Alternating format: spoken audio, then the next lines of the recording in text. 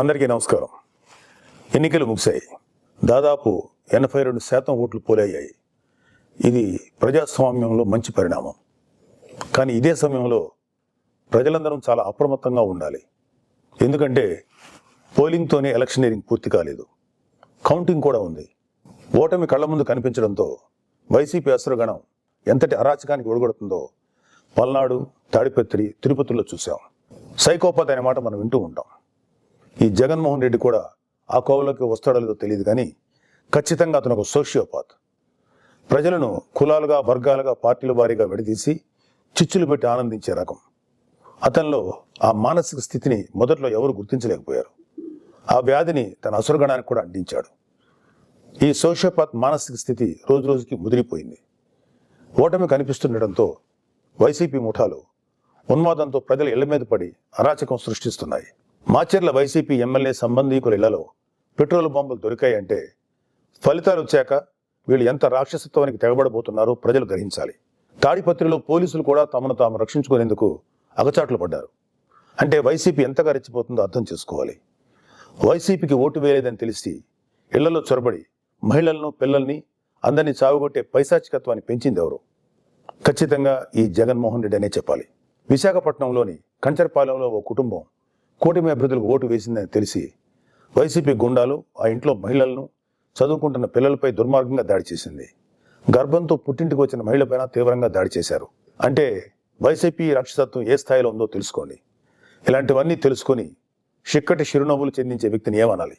Mahesh Babu spider సినిమాలో villain సూర్య గుర్తొస్తున్నాడు కదూ.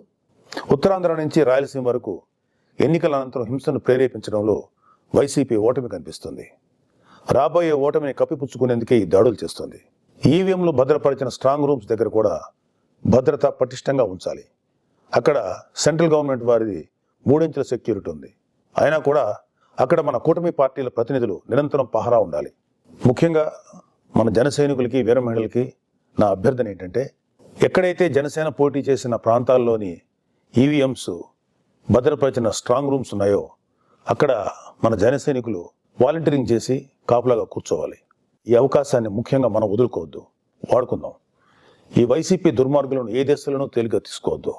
వాళ్ళు ఏ అరాచకానికైనా, దౌర్జన్యానికైనా తెగబడతారు. ఆ మధ్యన అంటే 2-3 ఏళ్ల క్రితం అమెరికన్ ప్రెసిడెన్షియల్ ఎలక్షన్స్లో కూడా ఎక్స్ ప్రెసిడెంట్ డొనాల్డ్ ట్రంప్ ఇలాంటి లక్షణాలే కనబరిచాడు. ఎన్నికల్లో ఓడిపోతున్నాను అని తెలిసాక కూడా నేనే గెలుస్తున్నాను, గతం కంటే గట్టిగా ఓట్లు వచ్చాయని ప్రచారం మొదలెట్టాడు. ఫలితాలు వచ్చాక కూడా నానా యాగి చేసి కుర్చీ వదలంటే వదలని అలాగే భీష్మించి కూర్చుంటే వైట్ హౌస్ నుంచి పంపేశారు. దాదాపు ఇలాంటి లక్షణాలే మన ఆపద్ధర్మ ముఖ్యమంత్రి జగన్మోహన్ రెడ్డి కూడా ప్రదర్శిస్తున్నాడు. అందుకే మొన్నటికి మొన్న ఐపాక్ మీటింగ్లో కూడా తన పార్టీ గెలుస్తుందని గొప్పలు చెప్పాడు. అతని మానసిక స్థితిని వంట పట్టించుకున్న ఉత్తరాంధ్ర నాయకుడు ప్రమాణ స్వీకార ముహూర్తం, విశాఖలో స్థలం అన్నీ ప్రకటించేశాడు.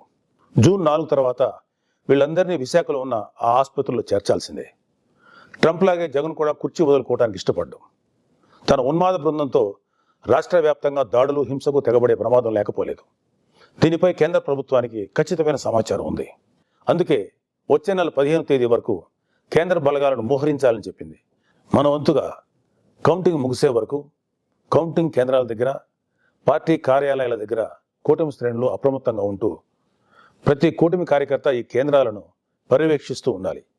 ఆంధ్రప్రదేశ్ రాష్ట్రం ఈ అరాచక శక్తుల చేతుల నుంచి అభివృద్ధి సాధకుల చేతులకు మారే సమయం దగ్గరలోనే ఉంది. అందరం ఆ శుభగడియ కోసం వేచి చూద్దాం. జై జనసేన, జై హింద్.